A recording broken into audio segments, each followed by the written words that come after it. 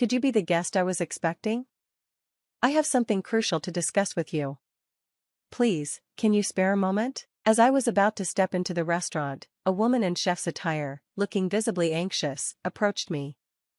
Initially, I assumed she wanted to confirm something about my meal, but what she revealed left me utterly stunned. My name is Cheryl Ruth, and I'm a 33-year-old advertising professional. My career is demanding yet deeply fulfilling as I strive to create meaningful advertisements. I met my husband, Brian, at work. He's a year older than me, and we've been married for a year now. With 2 incomes, we share household responsibilities seamlessly, supporting each other and managing our busy lives. Our early interactions were strictly professional, but over time, we grew closer through personal conversations and discovered shared interests and values. It wasn't long before I developed feelings for him. Fearing we might drift apart once our joint project ended, I mustered the courage to confess my feelings. Despite my anxiety, Brian reciprocated, and we began dating. A year later, he proposed, and we got married. Before our wedding, Brian opened up about his past. He had been married before, but the union ended due to incompatible values. Though he carried some regrets about his first marriage, I understood his hesitations and reassured him that his history didn't define our future. My desire was to build a life with him, and I wholeheartedly accepted his past. Our married life has been a joy. We moved into an apartment conveniently located near our workplaces, and Brian's parents, who live nearby, have been incredibly supportive. Initially, I worried about potential conflicts living so close to my in-laws, but they've always been welcoming and kind, making our transition to married life smooth. Balancing work and personal time can be a challenge. On weekdays, our interactions are often limited to brief conversations over dinner. However, we make the most of our weekends, with cooking becoming one of our favorite activities. It's a necessity, too, given my dietary restrictions.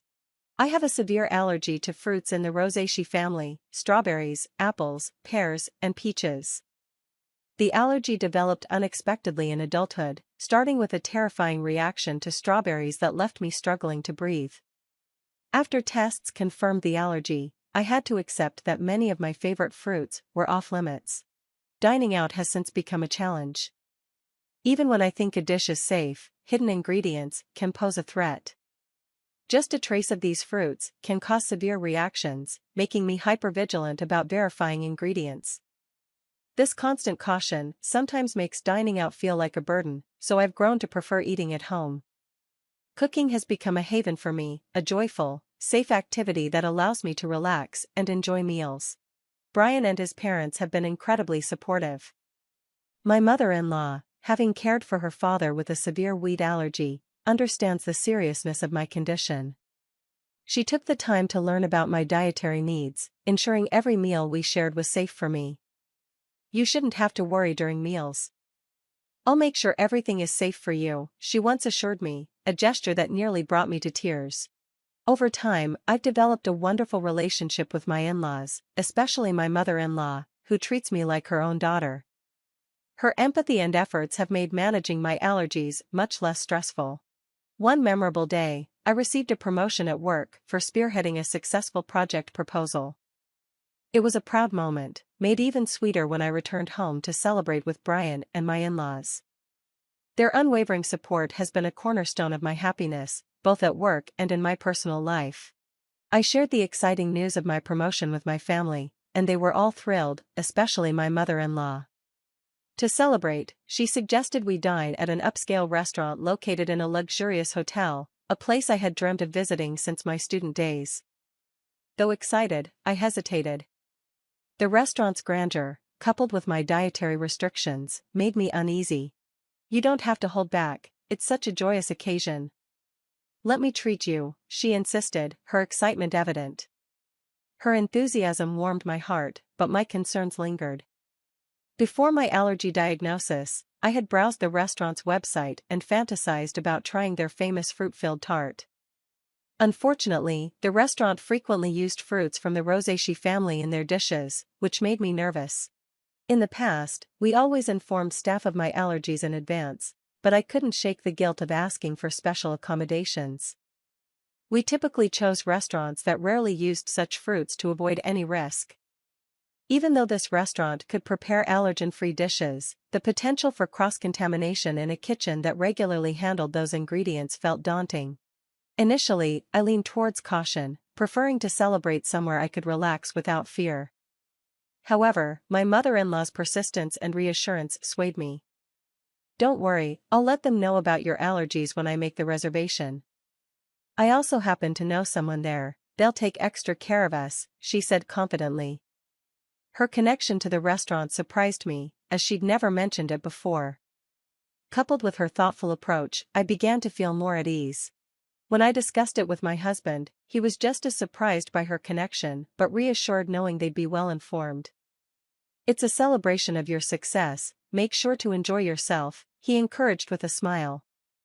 His support, along with my mother-in-law's enthusiasm, finally convinced me to embrace the occasion.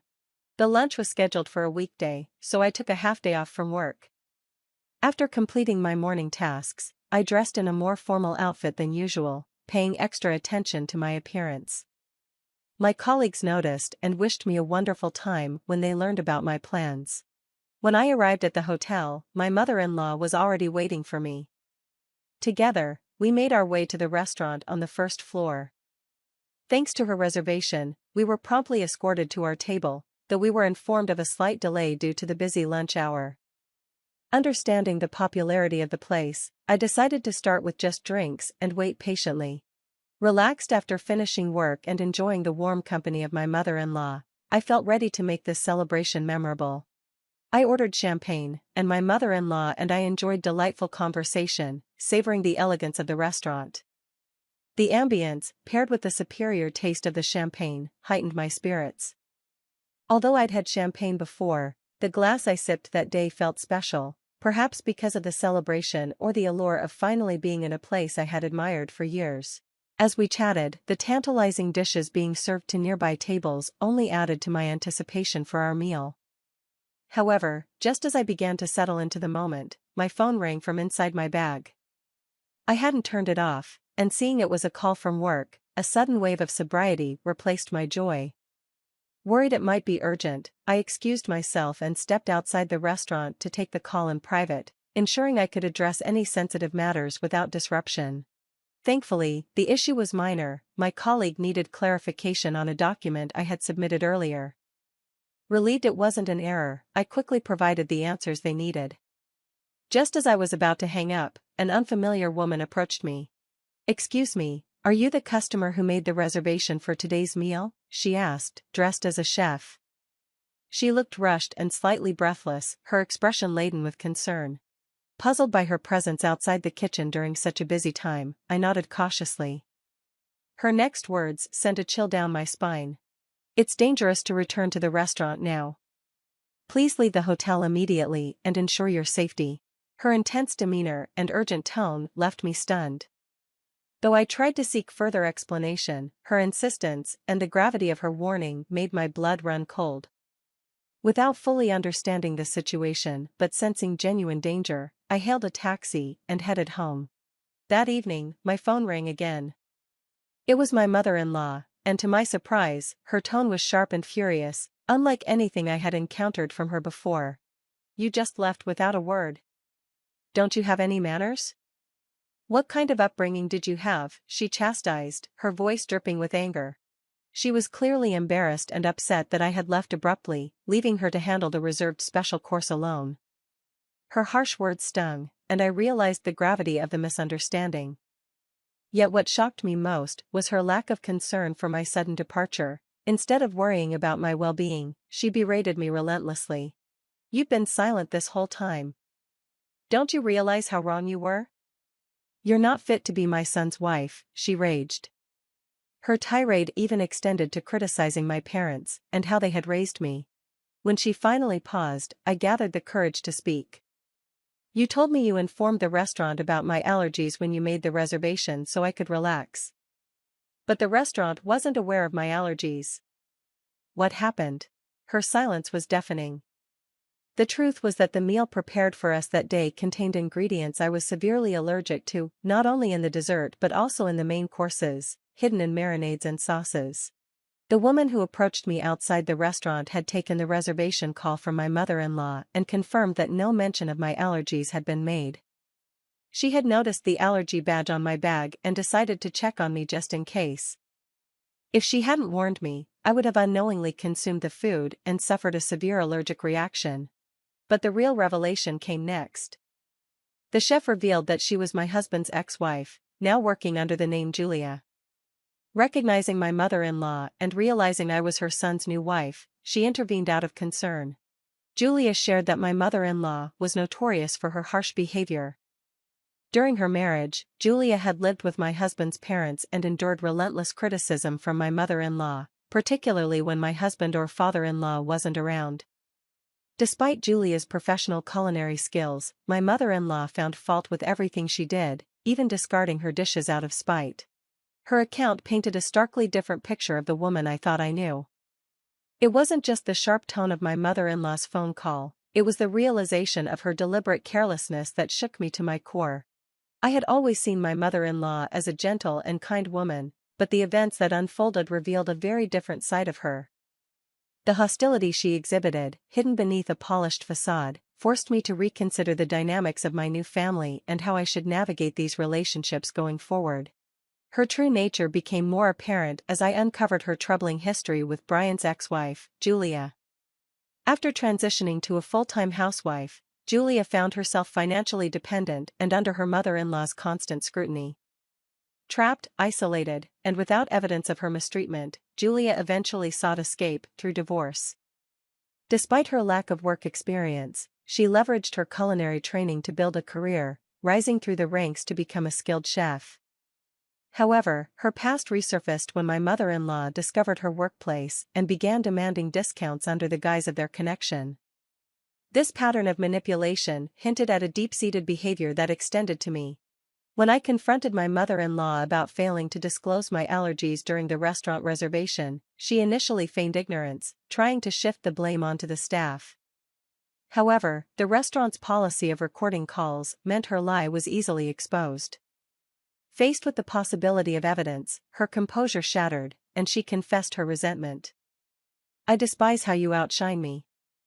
You deserve some pain," she admitted, her words cutting deeply. This shocking revelation made it clear that her envy had driven her to put my life at risk. To address the situation, I decided to involve my family and Brian. In the presence of my parents, we confronted her with the recorded evidence. When Brian heard her incriminating statements, he was furious. "I can't believe you would do this, Mom," he said, his voice tight with anger. Her desperate attempts to explain fell on deaf ears as Brian declared, "We're cutting ties. I don't even want to think of you as my mother anymore." The fallout was swift. Brian informed his father, who was equally enraged and decided to separate from her. Left with no support system, she was evicted from their home. Her husband, showing a final act of pity, paid for a small apartment's first month's rent and told her to fend for herself. However, she continued to cling to us, even barging into our house one day to demand money. Brian firmly sent her away, making it clear she was no longer welcome in our lives. Rumors later suggested she had taken a job at a local supermarket, struggling to adjust to her new circumstances. Despite everything, I hoped she would work diligently, not only to support herself, but also to reflect on her actions. For my part, I resolved to maintain firm boundaries to protect our family from her manipulations.